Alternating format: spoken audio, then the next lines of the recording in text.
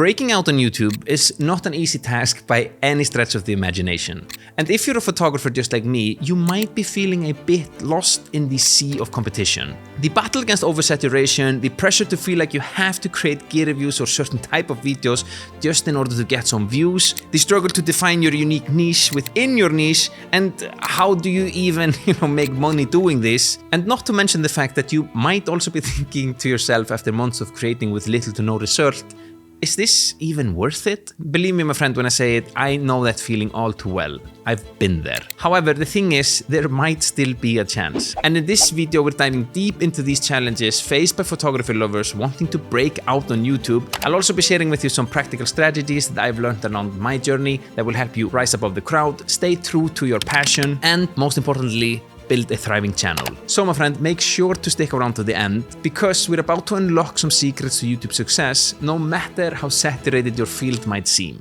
Alright, so first thing first, why should you even listen to me? Well, over the last 7 years, I've built a successful personal brand and a thriving business within the photography niche with over, I think, like 1.3 million followers across all the major social medias. Now, I don't claim to know it all, and I definitely can't tell you exactly what you should do. However, what I can do is to share with you the steps that I've taken on my journey, and hopefully it can shed some light on all of this and maybe you get some inspiration for you to do the same. All right? So before we dive into the specific struggles us photographers face, then let's first dive a little bit into just YouTube struggles in general that all of us will feel, no matter what niche you're in. So 7 years ago, I decided that I want to create a YouTube channel. However, thinking back, I clearly had no idea what I was doing, not in the slightest, But coming from a background of powerlifting and strength training, I really understood the importance of repetition and the fact that building strength takes time, patience, and you need to show up every single week, no matter if you feel like it or not.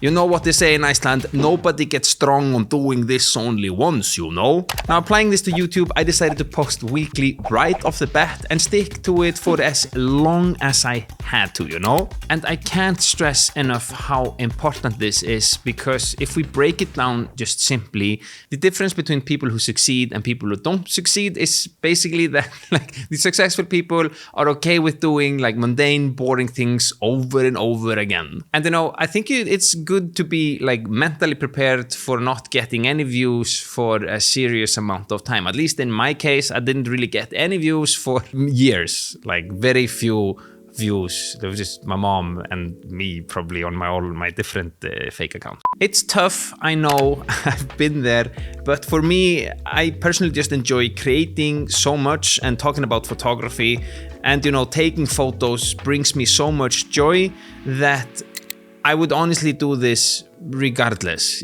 Maybe I wouldn't be able to put this much time into it, but I would still be here uploading, even if it's just still me and my mom and my fake accounts that are watching. And I think this sums up good the first struggle and lesson is that patience, time, and consistency is the key. Remember that continuous effort, it always pays off, Now, the second struggle is a bit similar, but still a little bit different, and I'm sure that a lot of you guys can relate to it. And for me to fully explain this, then I think it's good that we go a little bit back and take a look at my journey, what I've been through creating all this. And the thing is that for me, creating videos on a consistent basis, it wasn't really easy at all. I had zero idea what I was doing. I didn't know how to light videos like I have right here.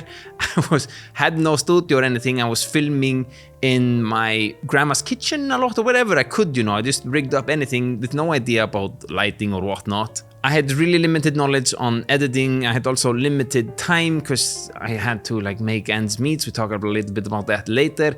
And then my videos basically just sucked. And this is a big thing, that speaking to a camera when you're not used to it, what we are doing right now, this is strange. This is really weird, speaking to a camera like I am talking to you right now. You can feel it. but when you start doing this, it feels really uncomfortable.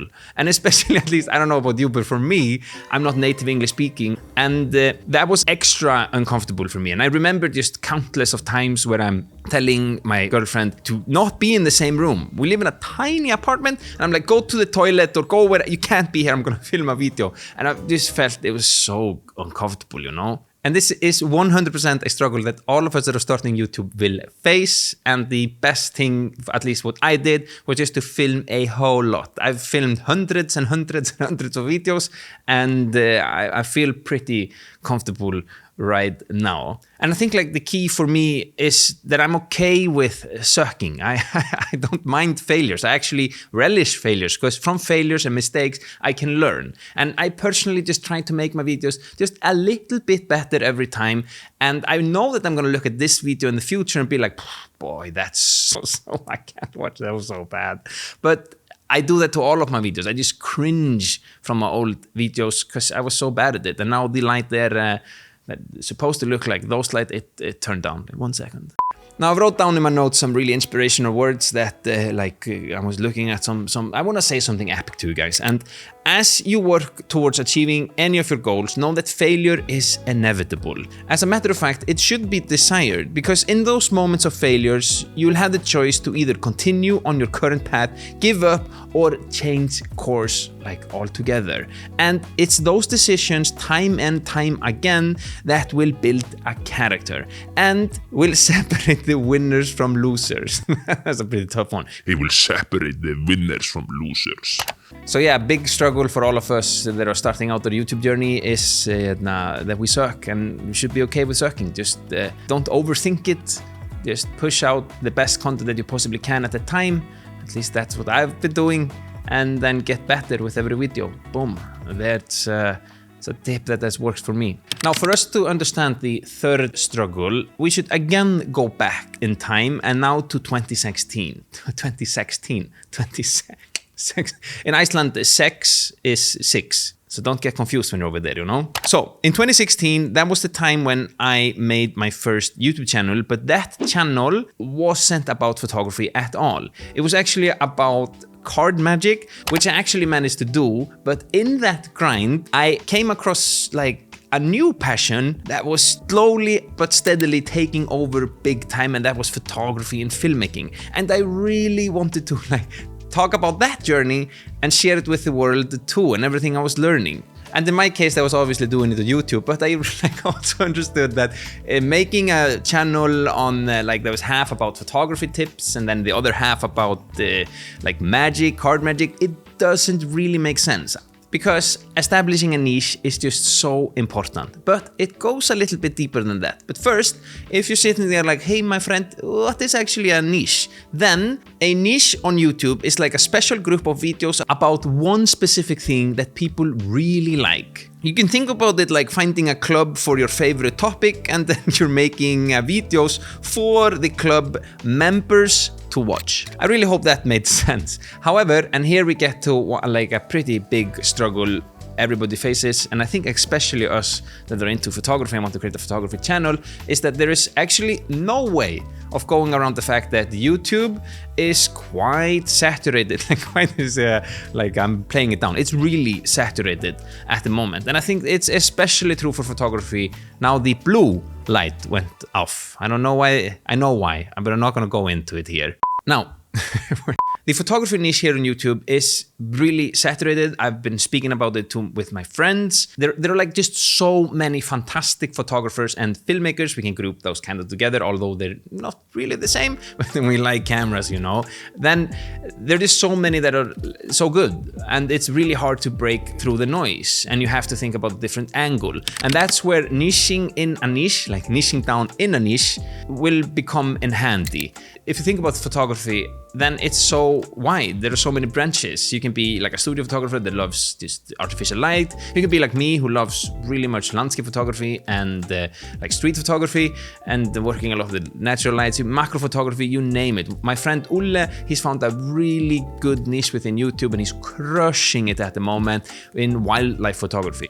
He's making a killing. His content is also super good. And I especially think this is important nowadays, because you can really become an expert in a small section within a bigger subject. If you think about my channel, then I personally think that it's a little bit too wide. I love so much things about photography, and if I were to, start my entire photography channel again, I would definitely go deeper in just a specific subject within this niche and try to be, an expert there and Kill it, Now, another struggle that came to my mind, and this actually came from me speaking to some of you guys within the community and some of you aspiring YouTubers, and I saw this more than once that people are talking about it, and I could so much relate to it. But before we dive into that, then one thing I think is good to understand that YouTube is constantly changing, and what works now, it might be outdated in the future, but one thing I think will always stay true, at least in my opinion, is that people come to YouTube for two different reasons. Either they want to be entertained or they want to get educated. And personally, I try to keep this in mind when I'm scripting my content and creating my content. Is this an entertainment video or is this more of an education video? A cool little thing that you can do is to strike somewhere there in the middle and create content that is entertaining and educating at the same time. Unlike edutaining video. This is actually a term coined by Ed from Film Booth. He calls himself an edutainer, and he actually is. He's really funny and super informative at the same time. And I think that hits both of the boxes and is fantastic. It's then you're learning and having a good time at the same time. So a struggle that a lot of photographers are faced with when they enter the YouTube space is they want to create some epic videos about whatever type of photography they want, but they feel like they have to create some sort of gear reviews or some boring tutorial just in order to get views. And I can 100%, I understand that struggle. However, I think it's good to keep in mind that YouTube is a massive search engine.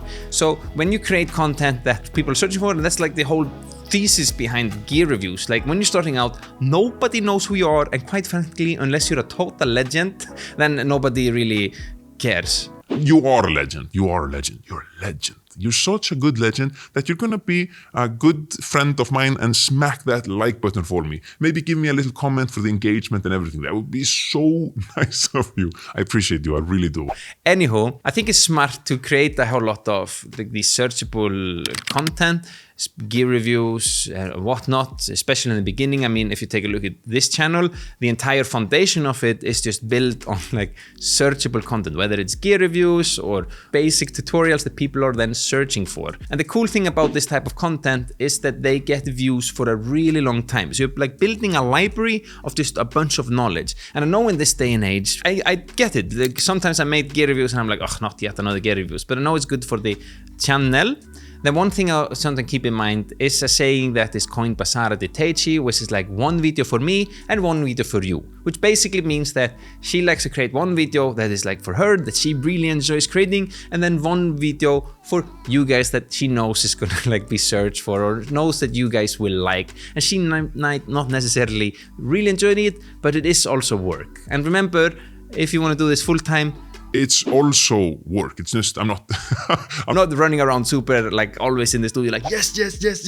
Sometimes it's mundane and pretty boring, and that's just how life is, Now, another huge struggle is, and this is a big one. Let's say that you've gotten ball rolling, you've built yourself a little community, and you have, there are some people watching your things, But you are faced with one of the biggest struggles of them all, money.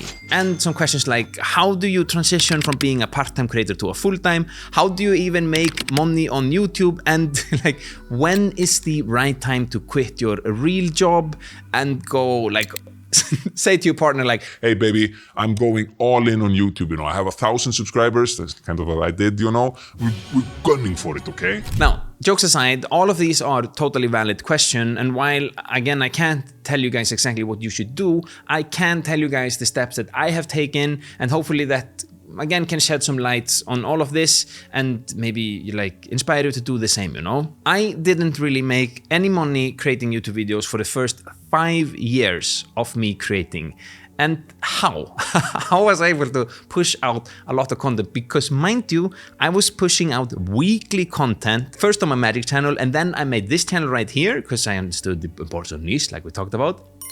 And I didn't want to quit the magic channel because I had like a little following there and I enjoyed magic so much. So I decided to make on both channels weekly. Great idea. Also in 2018, I decided that like doing a 365-day challenge on Instagram, like posting every single day on Instagram, was a fantastic idea too. And I did that, smashed the year, and was also creating on both channels. I'm not earning any money there. And then I did something absolutely crazy. I'll go into that in details in a second, but first let's answer the question, how was I able to do that? It's and drum rolls here. I made sure that I was getting my money, elsewhere. Whether it was, selling my time as a magician, working some shitty jobs just to make ends meet when I had to, or setting up like some small businesses, then how exactly am I then able to make money from YouTube? Well, I'm so glad that you asked, because there are quite some ways that you can do it. And in my case, I make sure to have like multiple types of income streams, because if you're a small YouTuber, then you can't really rely on the Google AdSense. I couldn't even pay the bills or rent with what I get right now. You need to have like millions and millions of views in order for that to become so you become a baller of that YouTube moolah. Just remember that you have all this attention, so the more creative you can get, the better. In my case, I have some digital products up. I'm constantly also thinking about new digital products. I'm actually in the works of writing my first ebook. It will be called like how I gained my first 100,000 subscribers or followers. This is just a tiny part of the story. There are a lot of things that I could share with everybody. So that's a cool thing. I also do affiliate marketing. Really easy. You see the links down below. If you click that to buy anything, I get a tiny bit of kickback. It's not a lot, but it adds up. And that's like the key here. You have a lot of different income streams that maybe not pay that much, but they add up. I also like have over 1,000 clips on like stock video. I don't think that would be lucrative in the future, but I did that when I was just starting out. It earns me a little bit every month, which is pretty cool.